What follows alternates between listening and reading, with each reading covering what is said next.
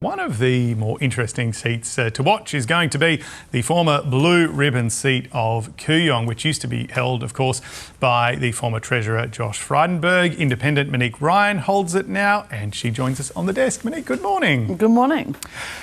The leaders' debate, first of all. What did you make of it? Were you up taking notes last night, or did you sort of tune out? No, I was definitely up taking notes. Look, I thought that was a bit concerning. Looking in the media, people seem to say, oh, look, it was pretty boring and no one really scored any points. But I thought there were some really interesting and important things that came out of it.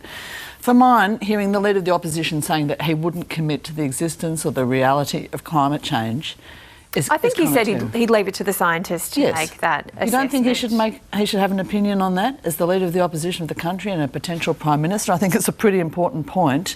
But I also felt that it was a bit concerning that neither of the leaders was able to take a position on AUKUS, and the fact that many people in electorates like mine are expressing concerns about our relationship with the US at the moment. There's uncertainties around it from an economic and a defence point of view.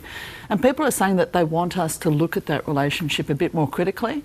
Neither of the political leaders' parties were willing to do that, which I think is an ongoing source of concern within my community. You can stay tuned. We'll have some actual polling on what Australians are thinking about the US alliance just a little later in the show. Yeah, I mean, we've got very serious security concerns in our region. What is it about AUKUS that concerns you, and what sort of pivot would you like to see either leader make in this next term of Parliament in terms of that relationship with the United States? Well, people are just saying that they're concerned about the unpredictability of Donald Trump, basically, as the President of the US. And given what we've seen the US government do in the last week or two with tariffs, they're saying, are we ever going to get AUKUS? You know, are those submarines ever going to actually be delivered to us? And if they're not, if the US decides to pull out on that deal at some point down the track, what's the backup plan? What other options do we have as a country to secure our defence?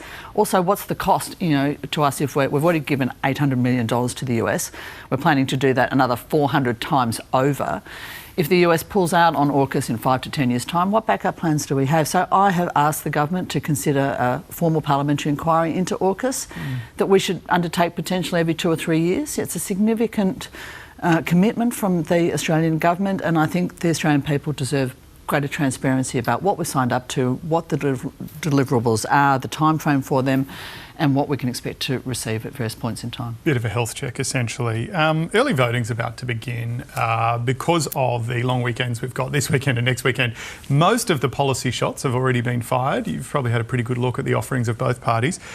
Is it fair to say if there was a hung parliament, you'd probably have a better relationship with Anthony Albanese? You seem to have worked with him a bit more than Peter Dutton. If you had to pick one to form the next government and you're in that really key position. Well, to date I've worked most with the Prime Minister because he has been the Prime Minister for the last 3 years. And so the crossbenchers had greater opportunity to work with him and with the senior members of the ALP.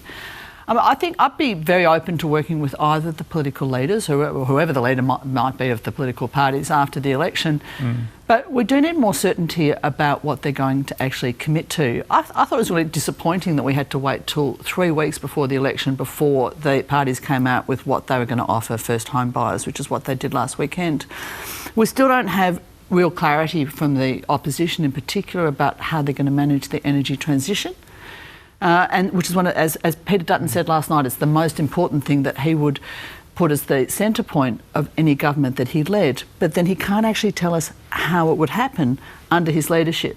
So I would basically, were there a hung parliament, if I'm re-elected and if either of the parties were asking for my support and confidence and supply, I'd have to sit down and talk with them at the time, because they haven't really put on the table as yet the information that we need to have to make that decision. Could be a drawn-out process, maybe. Yeah. Just on the energy discussion, some polling and some surveys suggest that Australians are quite open to the idea of having increased gas reserves, domestic gas reserves here in Australia. Is that a policy that appealed to you, albeit you're saying there's not enough detail, but are people in your electorate keen to have more domestic gas supply? People don't want to have to Australians to be paying more for gas than the overseas markets pay for our gas. And we've seen that in Western Australia, they've had a gas reservation in the West since 2006. West Australians pay much less for gas than East Coast Australians do. And so people from the East Coast would like to have a similar situation where we're not actually basically paying above the odds for Australian gas.